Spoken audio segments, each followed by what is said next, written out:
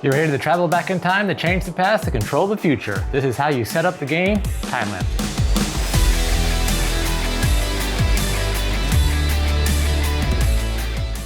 All right, first thing we're gonna do, take off the lid, set that to the side. First thing you'll find in the game is gonna be the rule book.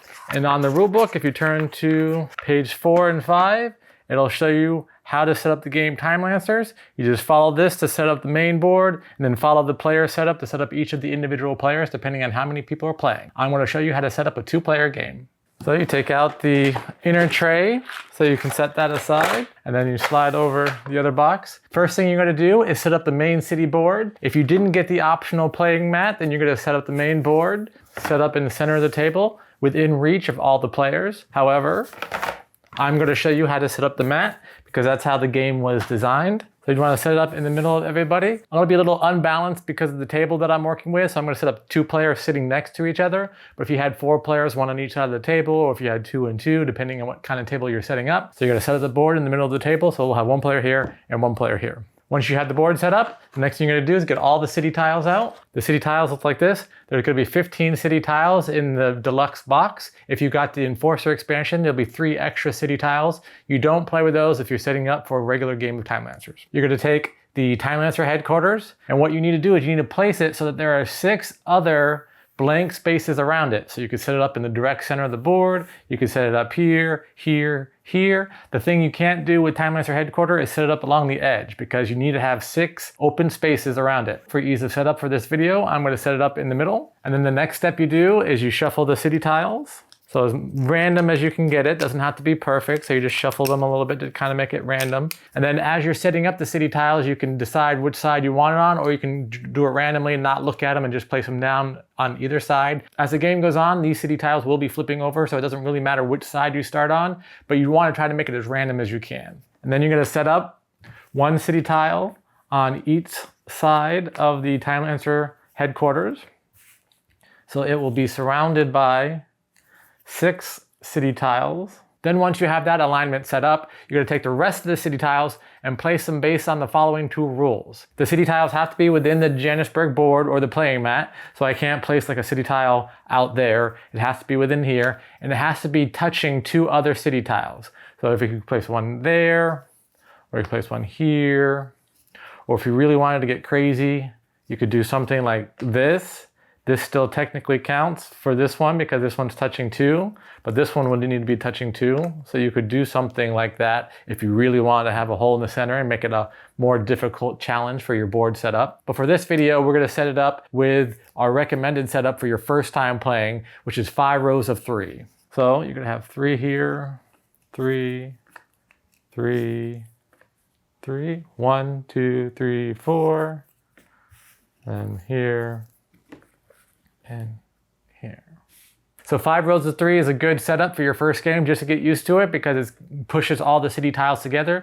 But as you saw, you can set it up in any kind of weird configuration you want as long as you follow the rules that 6 tiles are touching headquarters and all the other tiles are within the borders and touching at least 2 other city tiles. After you have the city board set up, then you're gonna set up the event cards. There's 4 different types, so you're gonna separate them by the types. You're gonna have the cultural cards, you're gonna have the military cards, you're gonna have the science cards, and you'll have the social cards. You'll wanna shuffle each of those decks separately. And then for each of the decks, you're gonna reveal 3 cards face up in an area that all the players can kind of see. And then you place the deck next to it. Now you can have these set up in rows. You can have them set up around the board. You can have them all set up on one side, depending on what your table setup looks like. As long as all players can see the event cards and see them set up, then you should be good to go. So you gotta set up the military. Set up the science.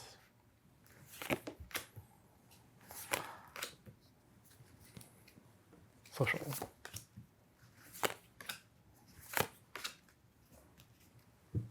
The next thing that you're going to do is set up the Enforcer. The Enforcer cards have the Time Enforcement logo on the back, and then on the other side, it'll either have the flip a city tile or perform the revise action. Those are the 2 symbols there. So in a multiplayer game, you're going to be using both of those types of cards. In a solo player game, you're going to remove the flip a city tile, and in the Enforcer expansion, you're going to remove the flip a city tile. But in a multiplayer game, you're going to have both. You're going to take the deck and shuffle those cards.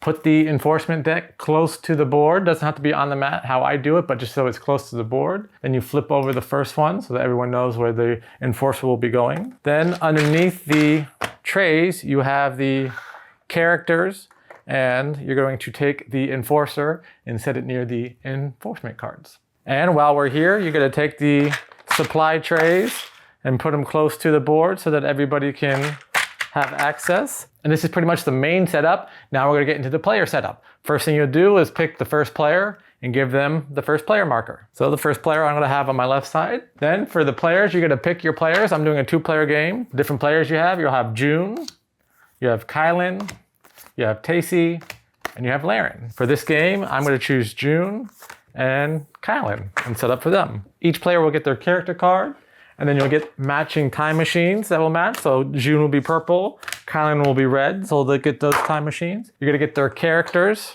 So you're gonna have Kylan, and you're gonna have June.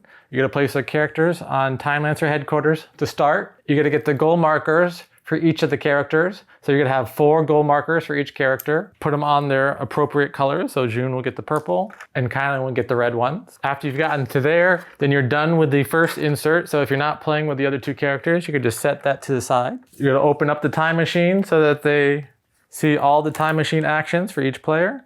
You set the character cards on top of the time machine. As part of the supply, you'll have the side job cards. So you'll take all the side job cards and shuffle those. Then you'll set those near a supply, or I like to put them on the board so that it's kind of centered. If it's your first time playing, or if you just want to have the reference card so that you can remember what all the symbols in the game means, hand out a reference card to everyone that wants one or needs one. Next, you're going to go through all the faction cards. You're going to shuffle these up to try to randomize it as much as possible.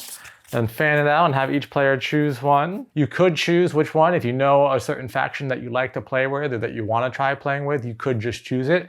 But for your first game, I recommend that you randomize it. So we'll go with Dynantum for June, and we'll go with Revelators for Kylan. You can set the others to the side. They won't be used. On the faction cards, there's 2 sides. One side will say advanced, and that's for the advanced setup. For the most part, it's basically the same. You just use the advanced side, and then the rules will change depending on how you're playing. But what we're showing you right now is the regular setup, so you just go on the regular side. So make sure that everybody's is set up on the regular side. I like to take the goal markers and put them on the faction cards for the players. And then you're going to take 1 goal marker and place it on the 1 for the action. With the character cards, make sure it's set up with the 2+ on the side, and you have 1, 2, 3 actions that you can take on your turn. If you're looking at the other side, this is for the solo, where you get 5 actions, and it'll say 1 on the corner. So you want to make sure that what you're looking at has the 2 on the corner and 1, 2, 3 actions on the side. Then you're going to deal out 2 side jobs to each player. 1, 1, 2, 2.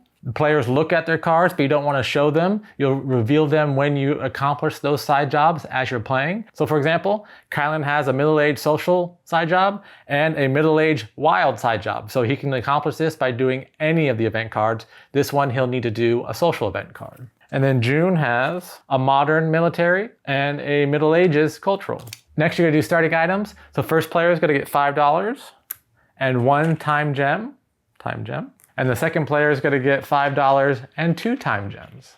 If you're doing a 3 or 4 player game, the third player would get $6 and 1 time gem. The fourth player would get $6 and 2 time gems. And then the very last thing you do before you start playing is you're going to start with the last player and work your way back to the first player. Each player is going to start off the game with a reserved event. So you look at all the different events that are out there, and you start with player 4 if you're playing a 4-player game, player 3 and a 3-player game. Since we're playing a 2-player game, player 2 is going to choose first. And how I recommend to do it as a strategy is try to choose something that either goes with your side job, so you know you'll be able to accomplish at least one of these as the game goes, or kind of pair it up to what you're looking at with your faction goals. And it works really well if your faction goals align with your side jobs and you get really lucky. For example, Revelators needs to revise a social event, and on the side job, it's revise a middle-aged social event. So if I look over here at the social events, I can see that there is a middle-aged card available. So I'm going to choose to reserve that one and then set it over here, knowing that if I revise that, I'll meet this side job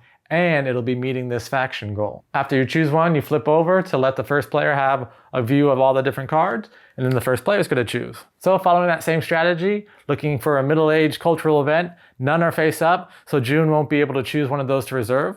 However, there are some modern ones, so you could do Gulf War or Harriet Tubman. Harriet Tubman will give me $3 when I get that, so it's a little bit more valuable than the Gulf War. So I'm going to reserve that one and set that there, and then flip that over. Now that's just a strategy you can use to kind of coincide it with your side jobs. However, you can choose any of the events that you want, whether or not it meets your goals or what you have to do. You want to go after an ancient, you want to go after a modern, you want to go after a Middle Ages, you want to go after a certain ability that are on certain cards. Oh, I really want that ability, so I'm going to make sure I reserve that card.